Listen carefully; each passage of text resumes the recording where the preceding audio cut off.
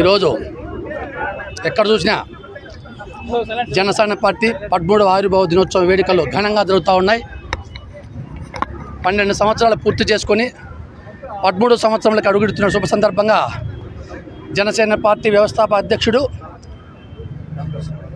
Deputy CM Shri కొణితెన Pawan Kalyan గారికి, అదేవిధంగా Janasena party నాయకులకు, కార్యకర్తలకు, వీర మహిళలకు, ఆంధ్రప్రదేశ్ ప్రజలందరికీ కూడా శుభాకాంక్షలు తెలియజేస్తూ ఉన్నా.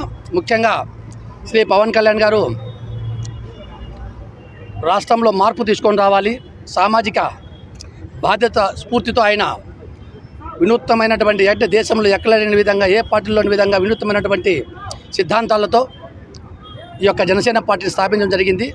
అందులో భాగంగా దుష్ట దుర్మార్గమైనటువంటి వైసీపీని గద్దెదించి ఈరోజు రాష్ట్రంలో ఎన్డీఏ ప్రభుత్వం అధికారంలోకి వచ్చింది. ఆ ఎన్డీఏ ప్రభుత్వం అధికారంలో తీసుకురావడానికి ఆయన కీలక పాత్ర పోషించి రాష్ట్రమందరికీ తెలుసు, దేశమందరికీ తెలుసు కదా. ఎందుకంటే బీజేపీ, జనసేన, టీడీపీని ఒక ఉమ్మడి వేదికపైకి తీసుకొని వచ్చి ఈ రాష్ట్రంలో ఎన్డీఏ నాయకత్వంలో ఈ యొక్క రాష్ట్రంలో కూటమి ప్రభుత్వాన్ని ఏర్పాటు చేయడంలో ఎవరు చెప్పినా, ఎవరు చెప్పకపోయినా కీలక పాత్ర పోషించినది కీలకమైన వ్యక్తి శ్రీ పవన్ కళ్యాణ్ గారు అని చెప్పి తెలియజేస్తూ ఉండా. ముఖ్యంగా ఆయన ఉప ముఖ్యమంత్రి అయిన తర్వాత ఈ రాష్ట్ర అభివృద్ధి కోసం ఎన్నో విధాలుగా రాష్ట్ర గ్రామీణ అభివృద్ధి కోసం ఎక్కడ చూసినా సిమెంట్ రోడ్లు అయితేనేమి, ఎక్కడ చూసినా బీటీ రోడ్లు అయితేనేమి, మనం చూసే మన్యం జిల్లాలో అయితే ఎక్కడ మారుమూల గ్రామాల్లో కూడా ఈరోజు రోడ్డు సౌకర్యం కల్పించడం ఘనత శ్రీ పవన్ కళ్యాణ్కి తెలుస్తుందని చెప్పేసి ఈ సందర్భంగా తెలియజేస్తూ ఉండా. కోసం అదేవిధంగా యువత కోసం ఆయన ఎనలేనటువంటి ఆయన పట్టుదలతో ఉన్నారు. ఈ రాష్ట్రంలో యువతకు ఉపాధి హామీ కల్పించాలి, యువతకు ఉద్యోగ అవకాశాలు కల్పించాలని ఏకైక లక్ష్యంతో ముందుకెళ్తా ఉన్నారు.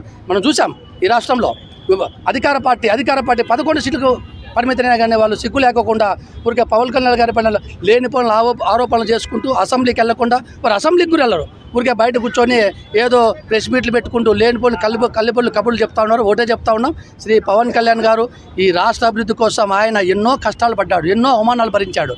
ఆయన కుటుంబ సభ్యులు కూడా అవమానాలు భరించారు. ఎందుకోసం భరించారు? రాష్ట్ర ప్రజల కోసం భరించారు. కానీ రాష్ట్ర ప్రజలు కూడా ఒకసారి అందరూ కూడా గుర్తు చేసుకోవాలి, ఇటువంటి వ్యక్తి కోసం, ఇటువంటి నాయకుని కోసం ప్రతి ఒక్కరూ ఆయనకు అండగా నిలబడాలి. ఎందుకంటే భవిష్యత్తులో ఈ రాష్ట్రంలో 15 సంవత్సరాలు మనం అధికారంలో ఉండాలి. ఎందుకంటే ప్రతిసారి 5 ఏళ్ళకోసారి అధికారం మారుతూ ఉంటే రాష్ట్ర అభివృద్ధి జరగదు. సుదీర్ఘకాలం పాటు ఒకే పార్టీ అధికారంలో ఉంటే, ఒకే నాయకత్వం అధికారంలో ఉంటే తప్పకుండా రాష్ట్ర అభివృద్ధి జరుగుతుంది. సాగునీటి ప్రాజెక్టులు పూర్తవుతాయి, తాగునీటి ప్రాజెక్టులు పూర్తవుతాయి.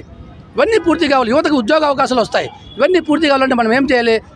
ఒకే నాయకత్వం, ఒకే పార్టీ, ఉమ్మడి పార్టీ అంటే ఎన్డీఏ పార్టీకి దాదాపుగా 15 సంవత్సరాల పట్టం కట్టండి.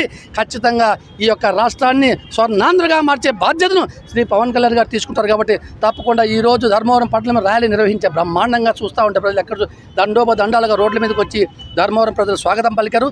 ధర్మవరం ప్రజలందరికీ కూడా నేను ఒకటే తెలియజేస్తాను, తప్పకుండా ధర్మవరం నేను కూడా నా బాధ్యతగా ధర్మవరం అభివృద్ధి కోసం తప్పకుండా కృషి చేస్తా.